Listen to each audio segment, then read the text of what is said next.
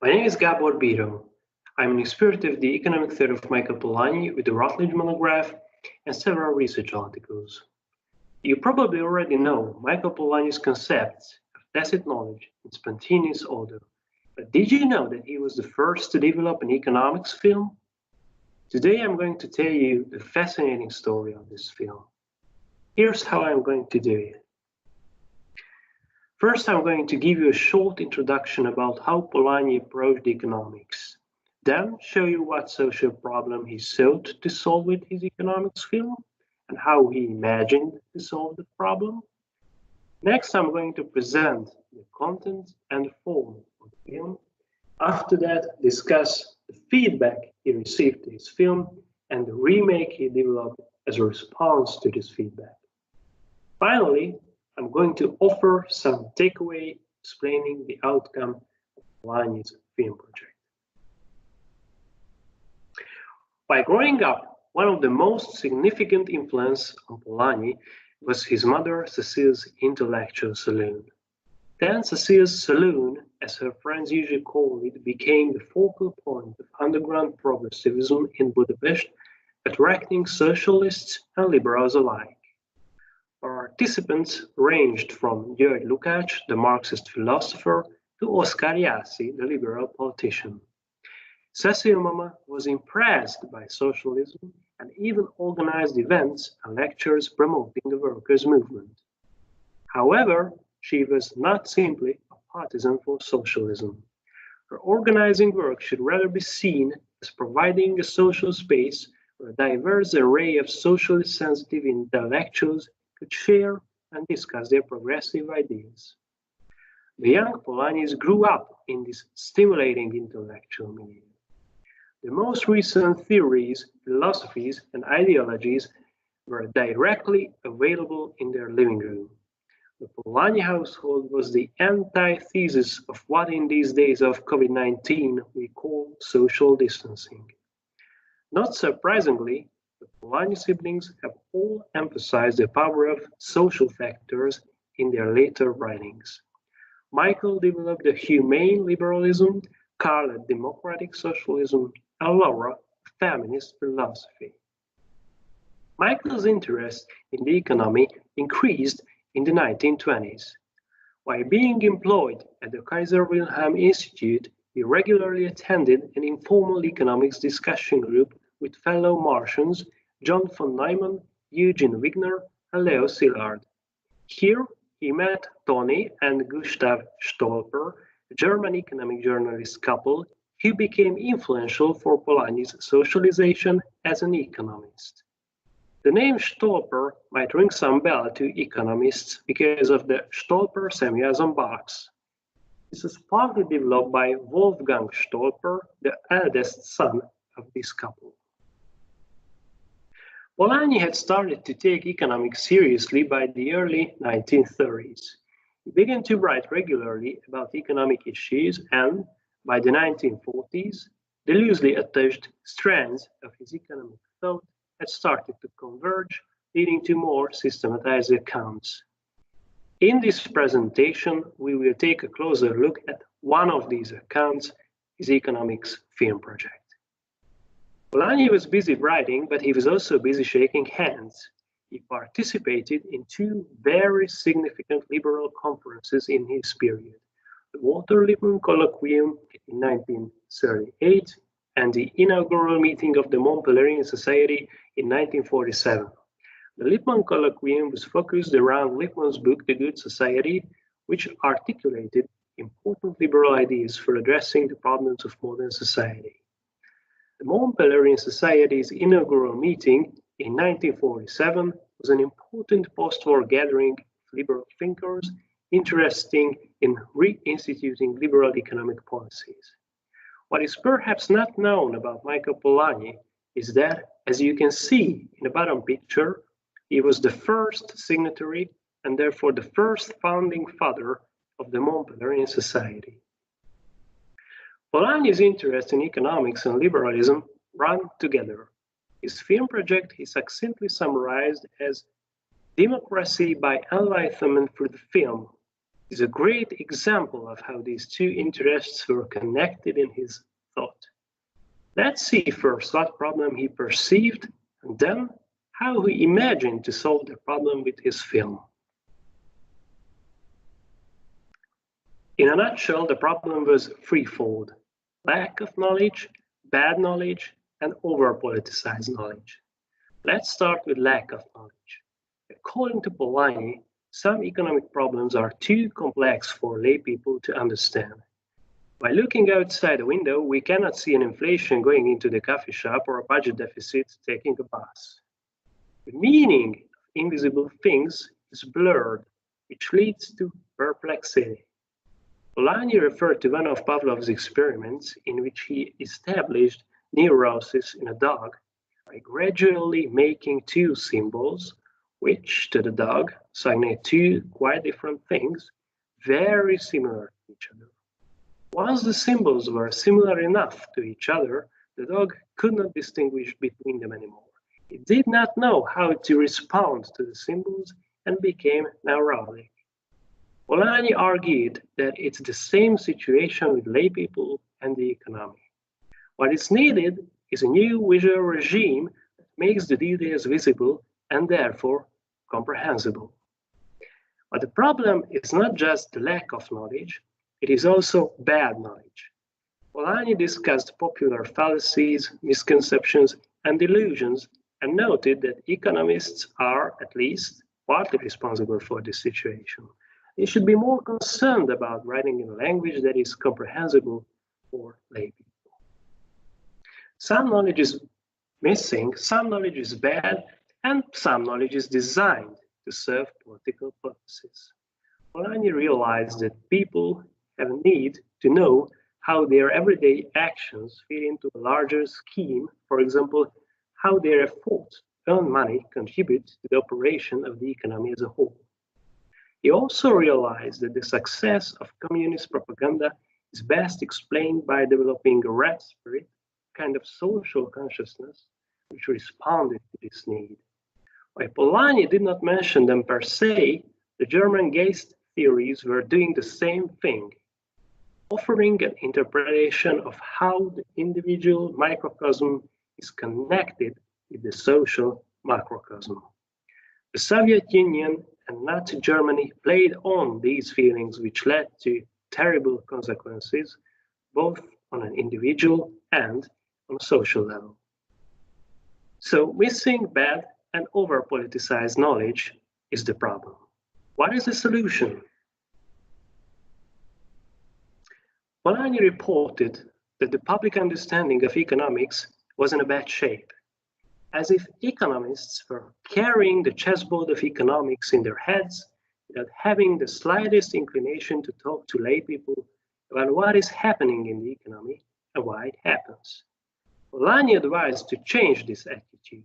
He urged economists to talk to people, not for their own sake, but for the betterment of society.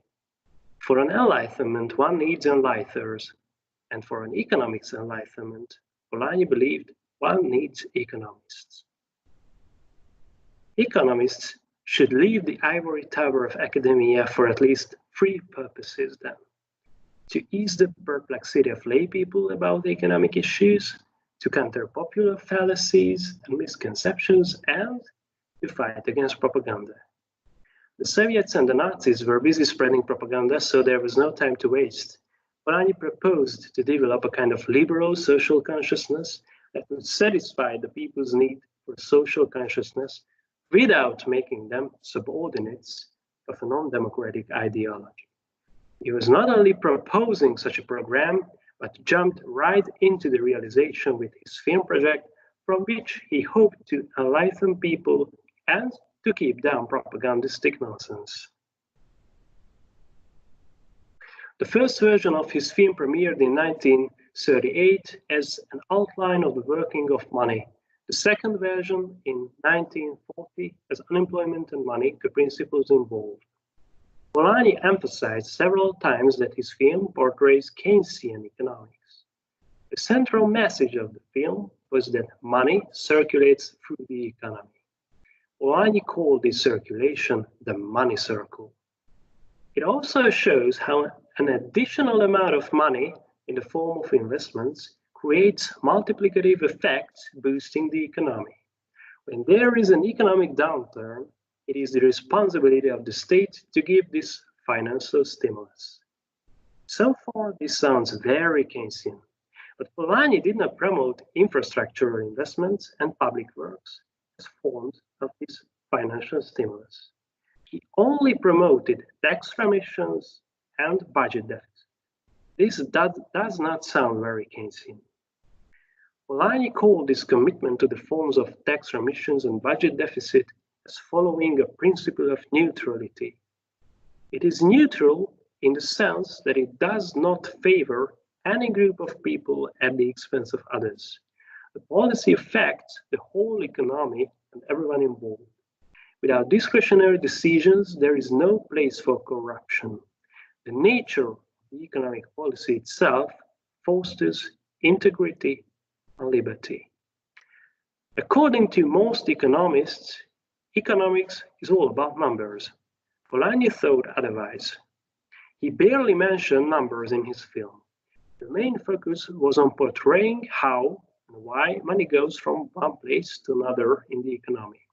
For this purpose, using relative terms, for example, portraying larger or smaller money belts, worked better for him than using absolute terms. Unemployment and Money was a diagrammatic film, primarily used diagrams to tell the story. While some of the copies had an audio track, the sound was designed not to draw attention from the moving, shrinking, and expanding diagrams. One of his reviewers sharply criticized the film for presenting abstract diagrams instead of concrete, vivid, and realistic pictures. The reviewer missed the documentary view. 2 months later, Polanyi answered to this reviewer in the same journal. His answer makes it clear why he chose this form for his audiovisual project. Polanyi argued that the main documentary view of the economy is a technocratic view, that is, a view focusing on the results of economic activity in total.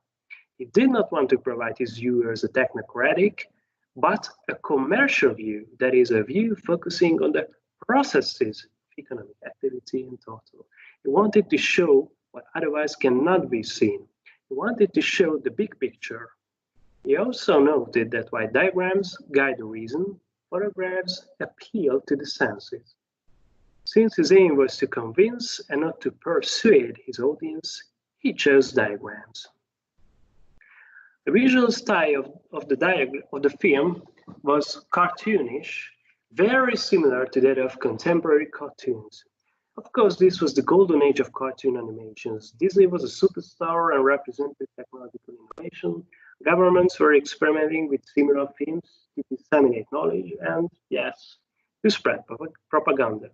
Polanyi's film premiered during World War II, and sometimes this led to strange comments.